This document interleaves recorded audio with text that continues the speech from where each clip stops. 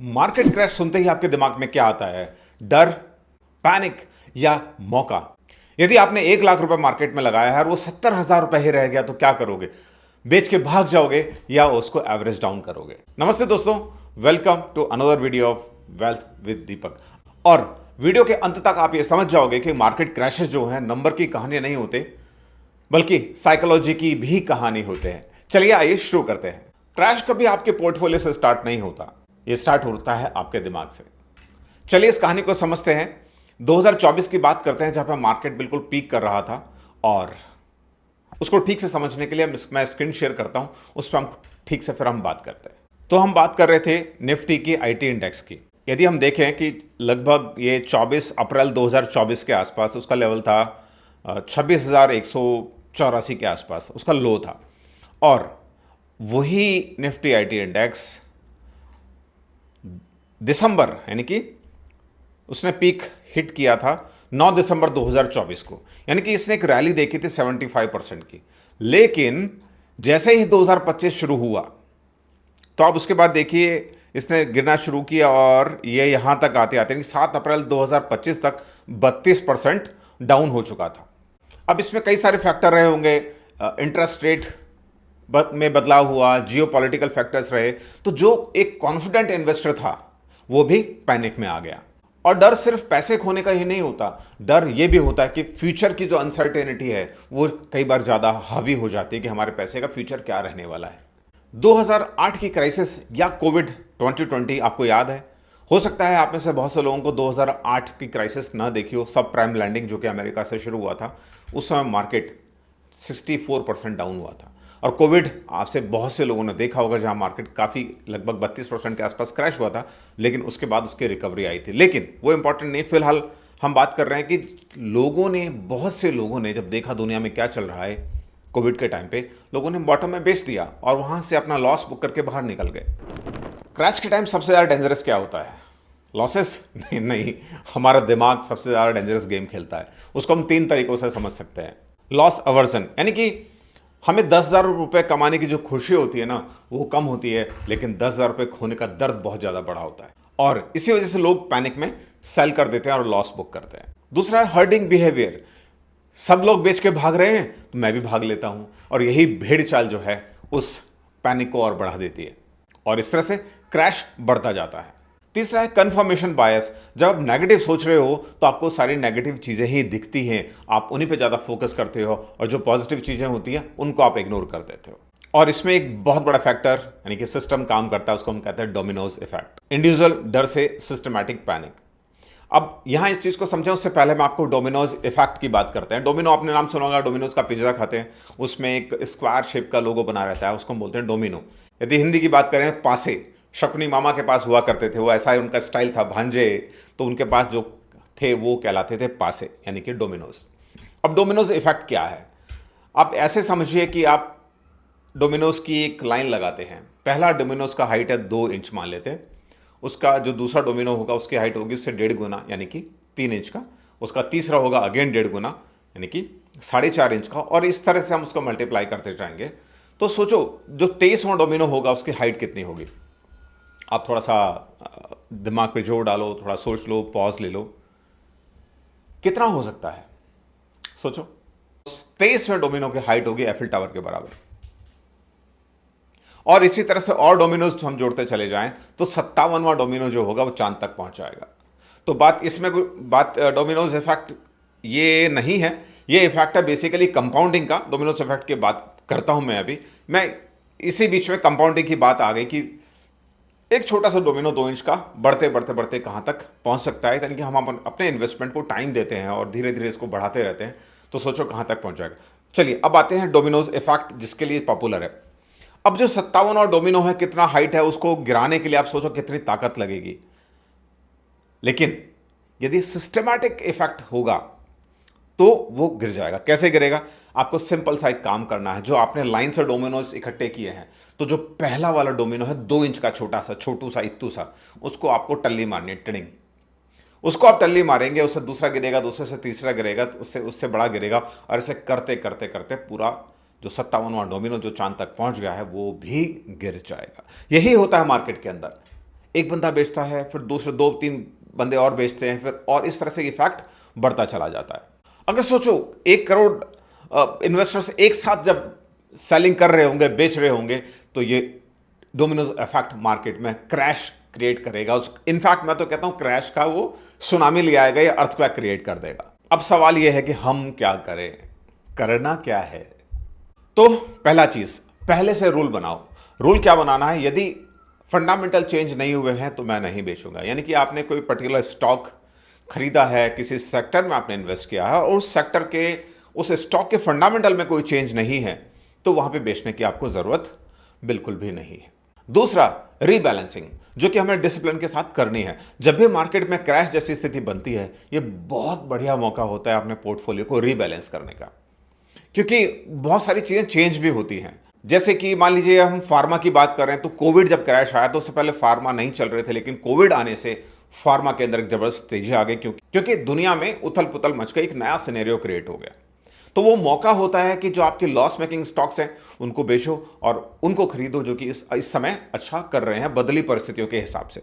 तो अपने पोर्टफोलियो को बैलेंस कर लो। तीसरी चीज बहुत इंपॉर्टेंट, लॉन्ग टर्म माइंडसेट रखो, क्योंकि जब जब मार्केट में क्रैश आए हैं उसके बाद एक जल्दी ही नया हाई बनता है, और ऐसा हम आगे चल के देखेंगे। एग्जाम्पल को मैं आपको चार्ट के साथ में उस चीज को बताऊंगा कि क्या क्या डेटा रहा है। पर हां, एक चीज और भी है कि इस समय इंडिया का जो मार्केट है वो बहुत ज्यादा लॉन्ग टर्म सोचने वाला नहीं है। आपने बहुत सारी कहानियां सुनी होगी कि भाई किसी के दादाजी ने विप्रो के शेयर खरीद के छोड़ दिए थे, किसी ने एमआरएफ के शेयर खरीद के छोड़ दिए थे।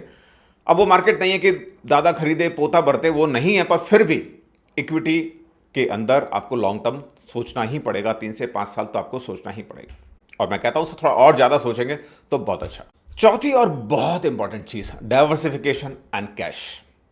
डाइवर्सिफिकेशन का मतलब है कि आप जब भी पोर्टफोलियो बनाते हो तो उसके अंदर आपको डाइवर्सिफाई करके चीजों को रखना है। डाइवर्सिफाई मतलब सिंपल भाषा में आपको अलग अलग कंपनीज के शेयर खरीद के रखने हैं जब आपका इक्विटी पोर्टफोलियो है तो।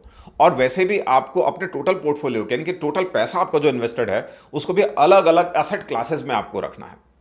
अब पोर्टफोलियो के ऊपर अपन एक कभी अलग वीडियो में बात करेंगे, पर एक सिंपल सा रूल हम समझ लेते हैं। मैं जो फॉलो करता हूं, किसी भी कंपनी का शेयर आप टोटल पोर्टफोलियो के 5% से ज्यादा मत रखिए। मान लीजिए आपके पास 1 लाख का पोर्टफोलियो है, तो किसी भी एक कंपनी का शेयर 5,000 रुपए से ज्यादा आप मत रखिए।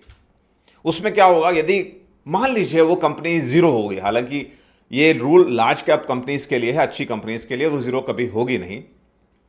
और दूसरी जो छोटी कंपनीज हैं उनके लिए, स्मॉल कैप के लिए आप रूल ये 2-2.5% वाला फिट कर सकते हैं, और पेनी स्टॉक्स के लिए 1%, जहां बहुत ज्यादा रिस्क इन्वॉल्व होती है। तो आपको नुकसान कितना होगा? आपका नुकसान होगा hardly 4% of total portfolio. Market crash है तो सभी चीजों में नुकसान होगा, लेकिन कभी भी बड़ा नुकसान नहीं होगा। अब इसका एक एग्जांपल, रिसेंट कल मेरे पास एक मेरे मित्र का एक फोन आया। उसने सवाल पूछा कि 2 पर्टिकुलर स्टॉक्स थे, उनका मैं क्या करूं। एक तो था जियो फाइनेंस और एक सरकारी कंपनी।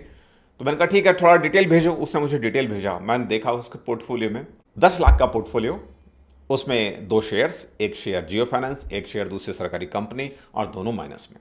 तो गलती क्या हुई, केवल 2 शेयर हैं और असेट एलोकेशन यानी कि उस पर्टिकुलर स्टॉक का एलोकेशन हो गया 50%।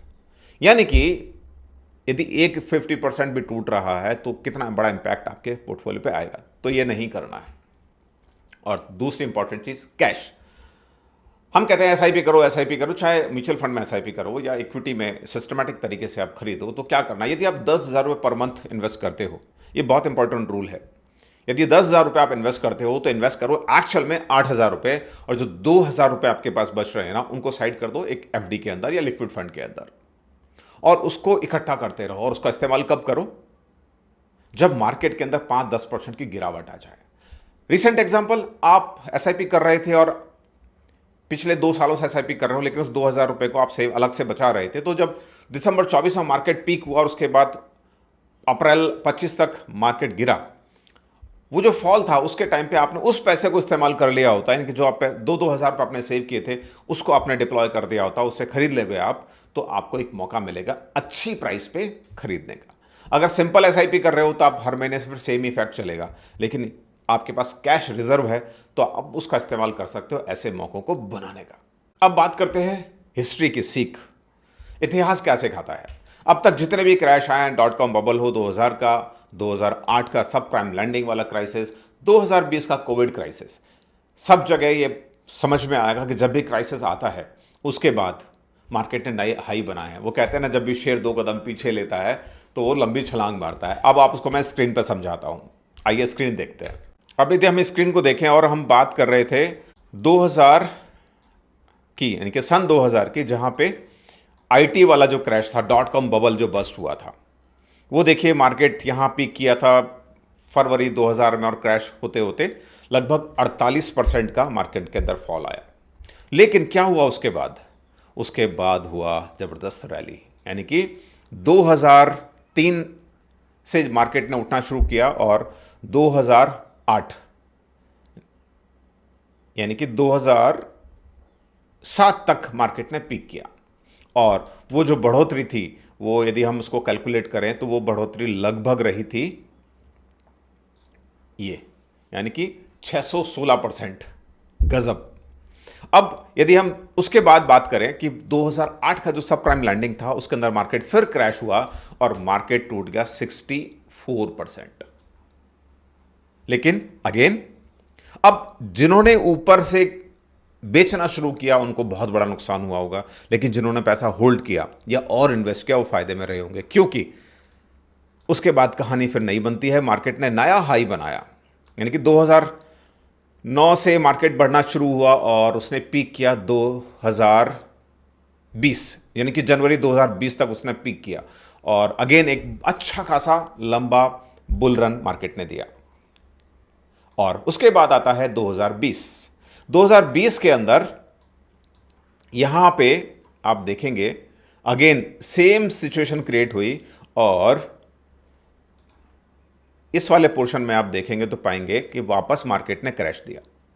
लेकिन अगेन ये फास्टेस्ट रिकवरी हुई 2020 के बाद। मार्केट बढ़ता गया। तो इस सब स्क्रीन को हम रोकते हैं यहां पे। तो हमने डेटा भी देखा, सन 2000, 2008, 2020 मार्केट क्रैश हुआ, लेकिन जो समझदार लोग थे, जिन्होंने पेशेंस रखा, वो बेच के भागे नहीं। उन्होंने वक्त आने पर और पैसा इन्वेस्ट किया। हालांकि मार्केट कब बॉटम करेगा ये किसी को नहीं पता होता, लेकिन प्रोसेस होता है। आप धीरे धीरे 3-4 टुकड़ों में उसको गेन करने की कोशिश कर सकते हो।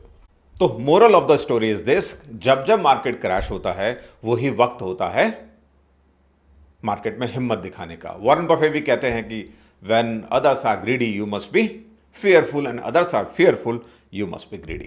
मार्केट क्रैशेस स्कैरी लग सकते हैं, पर असली इन्वेस्टर वही होता है जो अपने दिमाग पर कंट्रोल रखता है। आप मार्केट क्रैश के दौरान सबसे ज्यादा किस चीज से डरते हो? पैसा खोने से या गलत डिसीजन लेने से? आप कमेंट करके जरूर बताइएगा। और अगर ये वीडियो आपको वैल्यूएबल लगा है तो वीडियो को लाइक करिएगा, चैनल को सब्सक्राइब करिएगा और बेल आइकन भी प्रेस करिएगा और शेयर करिएगा उन दोस्तों के साथ जिन्होंने मार्केट क्रैश के दौरान पैनिक सेलिंग करी होगी और जो ये कहते होंगे कि काश मैंने ऐसा नहीं किया होता, क्योंकि मैं उनमें से एक हूं। 2008 में मैंने ऐसा किया था, लेकिन 2020 में मैंने ऐसा बिल्कुल भी नहीं किया। याद रखिए, पैसा बनाना एक नंबर गेम ही नहीं है, ये एक साइकोलॉजी का भी गेम है। तो मिलते हैं अगले वीडियो में, तब तक के लिए आप निवेशित रहें, सुरक्षित रहें। निवेशित भारत, सुरक्षित भारत। जय हिंद, जय भारत।